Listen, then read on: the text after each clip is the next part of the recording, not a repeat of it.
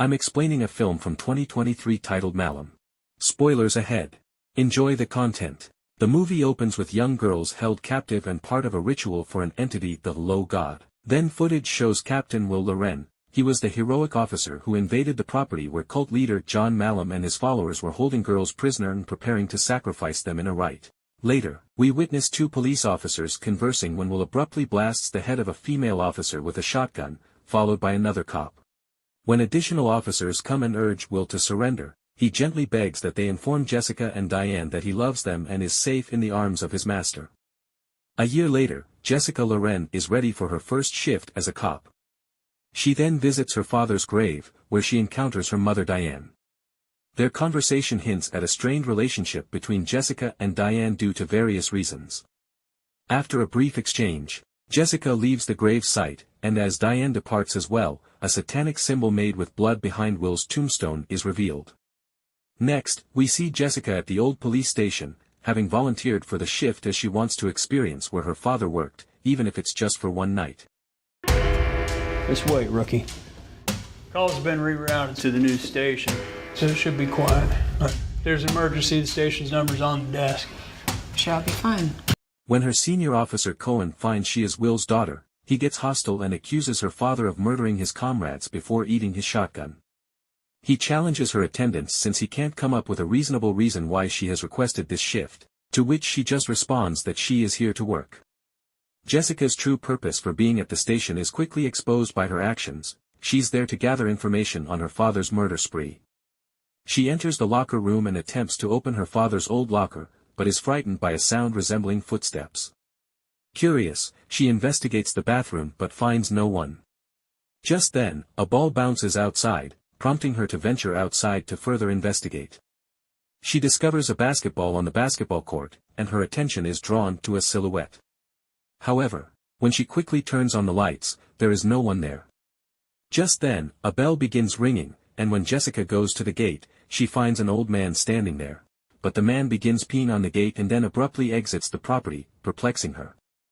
After cleaning up the debris, Jessica begins her attempt to break the lock on her father's locker, but her efforts fail. Just then, her phone rings, and when she answers, she hears the sound of a pig squealing, followed by an unknown lady calling her Little Piggy. Jessica firmly informs the lady that prank calling a police station is unlawful, but the anonymous caller continues to annoy her before suddenly ending the conversation.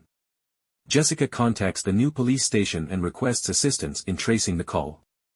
However, when the officer learns that she is Will's daughter, he expresses that they have many pressing matters to attend to, and tracing prank calls is not currently at the top of their priorities.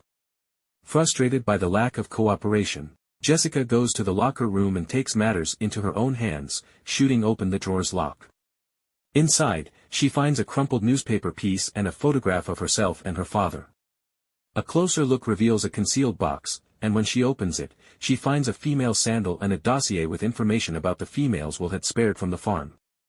She also learns about John Malum and his satanic rituals, and she discovers that the cult members refer to themselves as the flock of the Low God. Just then she hears the sound of a pig snorting, so she returns to the office and contacts the new station to inform them about a large pig tied outside. The officer suggests that she do nothing and stay inside for her safety, emphasizing that sending backup would be challenging in case anything happens to her.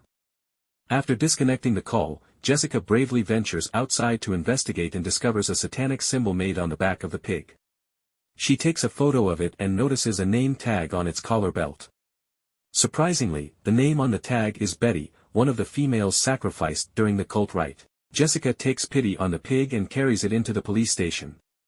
As she departs the room, she hears sounds emanating from a certain location. She further investigates and notifies the new station that she is investigating into a break-in. She finds an open door, closes it, and hears a disturbance from behind her. When she goes to investigate, she sees that old guy standing there, and she instructs him to get to the ground.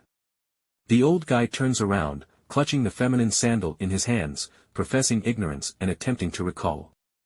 As he questions her about Betty, she decides to tase him, causing him to collapse. She then handcuffs and brings him to the holding area and discovers that the ceiling there is molded. Suddenly, a few ghostly bodies appear in front of her, disappearing moments later.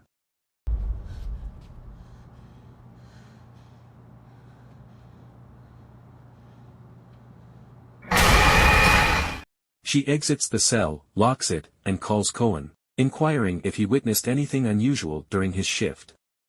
Cohen is still disrespectful, asking whether she went into holding. When she confirms and tells him about the homeless guy who broke into the station, Cohen reminds Jessica that the holding room is coated with toxic black mold, which is known to cause hallucinations. Jessica decides to clean up the mess when she hangs up with Cohen. During the cleanup, she comes upon a horrific drawing in several images. She learns about the Temple Baron, a pre-biblical demonic god known as the Harbinger of the Damned, as a result of her discoveries.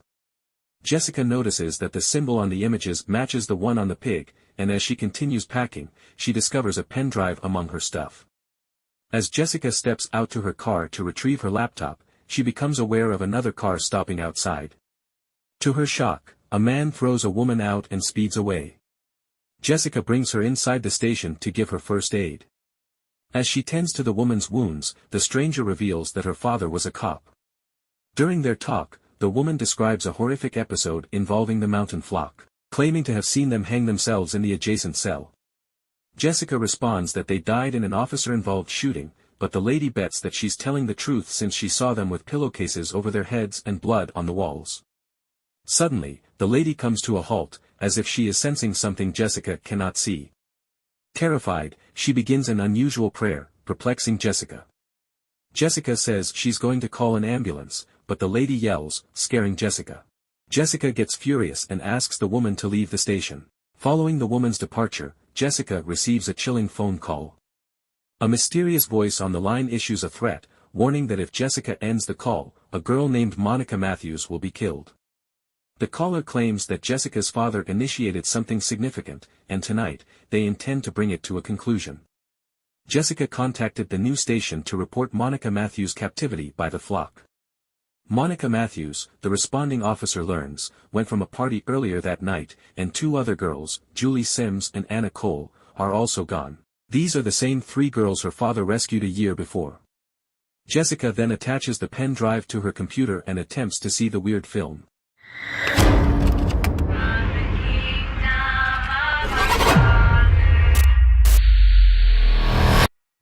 It's all strange to her, when she gets a paper with the letters, "Still here," scribbled on it. Jessica, intrigued, visits the shooting range, where the targets begin to move automatically, and a paper target emerges in front of her with the identical symbol painted.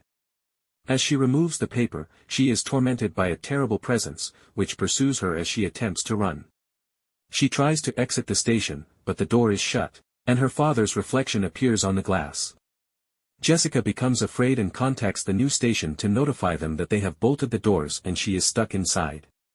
The officer assures her that he will get a unit over there ASAP with some bolt cutters and asks her to calm down. She asks him, did John Malum died in here? To which he says he wasn't there, but he has heard rumors. Desperate to leave, Jessica pleads for assistance. After disconnecting the call, she continues watching the video, in which Will is seen interrogating John Malum and his female followers, and Malum says he is going to come back for him and all he loves. She witnesses Will getting up and leaving the room after seeing something behind Malum, and when she repeats and thoroughly examines it, she is shocked to discover a demonic presence behind Malum. Jessica then awakens in a morgue, surrounded by the corpses of Malum and two female cult members, and hears someone humming the Low God song. Soon later, the dead bodies of Malum and the females started to move, which scared Jessica. She pleads for aid, but when the coroner arrives, he is ambushed and killed by cult members, who then take Malum's body. Despite her fear, Jessica opens the bag and gets up, only to be haunted by a mysterious presence, and she finds herself back in her office. She is then visited by Officer Price and Hudson, about the person in custody. While Hudson goes to fetch the man, Price reveals that Jessica's father was once a hero but took a turn. When Jessica asks about that day, Price explains that her father wasn't acting normal. Price regrets not informing the chief but admits to repeatedly watching an interrogation video where he claims to have seen something unusual. The day before Will's actions, he warned Price not to enter the holding because John Malum was still there. He then brings her to the locker room and shows her Will's shotgun, which her father intended to destroy along with the rest of the building. He then keeps it back, but turns around with a blown head, and Jessica finds herself in the presence of Malum and his cult followers. The Temple Baron. will bring forth the low god, and I will be Redeemer. Infamous Malum. Malum is carrying a kid in his arms and baptizing the infant with his blood, and Jessica recognizes her mother and knows the child is her younger self, much to her dismay. She awakens in her workplace to the sound of an elderly man demanding to be released. Jessica rushes to the source and finds the key on the floor. She notices Hudson pointing a gun at the man, and as she unlocks the door, the man makes a quick escape. Jessica calls her mom, informing her that she's at the old police station where her dad worked, and asks her to call back as soon as she gets the message. Meanwhile, the pig is released from the confinement and makes its way to Jessica's office, only to discover that it is a monster that is going towards her. Jessica tries to flee and succeeds, but the thing pursues her, causing Jessica to shoot it. However, she recognized it as the pig she had saved. Jessica opens the door for her mother just as the bell chimes. While Jessica questions her about everything, Diane explains that she left Jessica's father while she was pregnant because John discovered her. He came knocking, suggesting the baby will be involved in something major, and she believed him. After Jessica was born, Diane saw disturbing things and felt the need to keep her as far away as possible. Her dad saved them, and they left their lives behind, but a year ago, John found them again. He wanted them back, and although Will stopped him, John had other plans.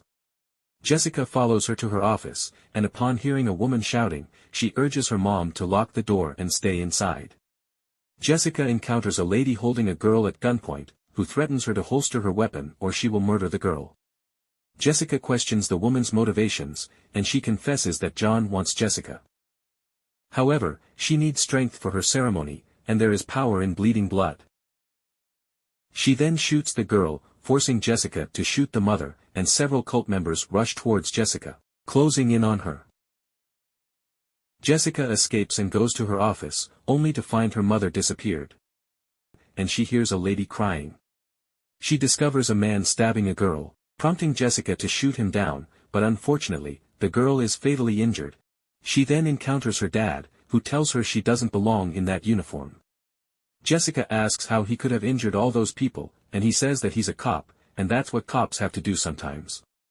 A follower fires at her and Will vanishes. Jessica rushes outside, murders one of the members, and tries to save another female. Unfortunately, when she attempts to assist, the girl's skull is severed by the rope from which she was suspended. Following that, Jessica hears her mother crying for assistance.